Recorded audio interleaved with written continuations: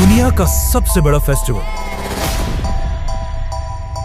ये इतना बड़ा फेस्टिवल है कि मुसलमानों की ईदें जितना पैसा 10 साल में बनाती हैं, उससे भी ज्यादा पैसा क्रिसमस के सिर्फ 1 साल में बनता है। लेकिन आखिर ये क्रिसमस मनाया क्यों जाता है? क्योंकि आज दुनिया के सबसे बड़े रिलीजन क्रिश्चियनिटी का ये मानना है कि इसी दिन, क्रिसमस के दिन, जीसस ईसा अलैहिस्सलाम पैदा हुए थे।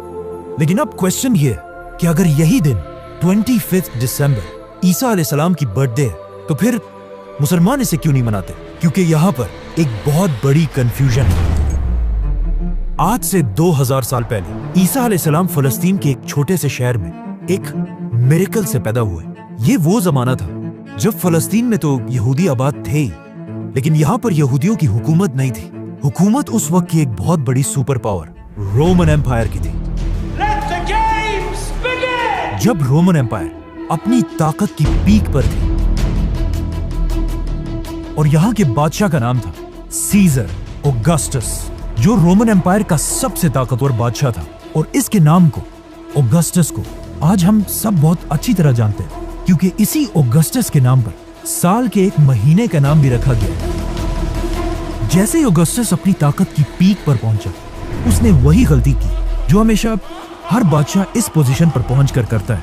ऑगस्टस अपने आप को एक आम इंसान की बजाय एक खुदा, गॉड कहलवाने लगा और पूरे रोमन एम्पायर में लोगों से अपनी इबादत करवाने के लिए अपने नाम के टेम्पल्स बनवाए।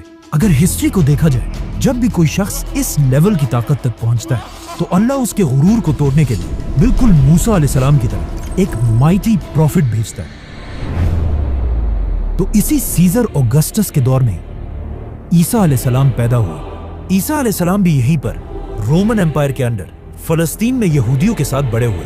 लेकिन ईसा अलैहिस्सलाम बचपन से अपनी एज के बाकी सारे नॉर्मल बच्चों से बहुत ही डिफरेंट थे, क्योंकि बचपन में एक बार ईसा अलैहिस्सलाम अपनी माँ मरियम के साथ एक बाजार में घूमते घूमते कहीं गायब हो गए और काफी ढूंढने के बाद भी वो पूरे बाजार में कहीं नहीं मिले।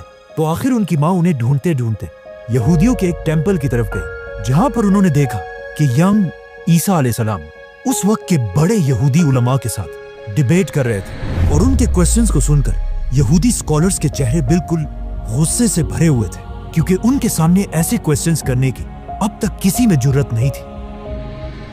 इसी तरह ईसा अलैहिस्सलाम फलस्तीन में बड़े होते गए और आगे जाकर उन्हें अल्लाह की तरफ से एक बहुत ही यूनिक पावर मिली, जिसमें वो किसी भी बीमार शख्स को सिर्फ एक उंगली के टच से बिल्कुल ठीक कर देते थे। और अपनी इस पावर को यूज करके ईसा अलैहिस्सलाम गरीब लोगों की मदद करने लगे। और जैसे जैसे लोगों को ईसा अलैहिस्सलाम की इस ताकत का पता चला, तो वो दूर दूर से ईसा अलैहिस्सलाम के पास आने लगे।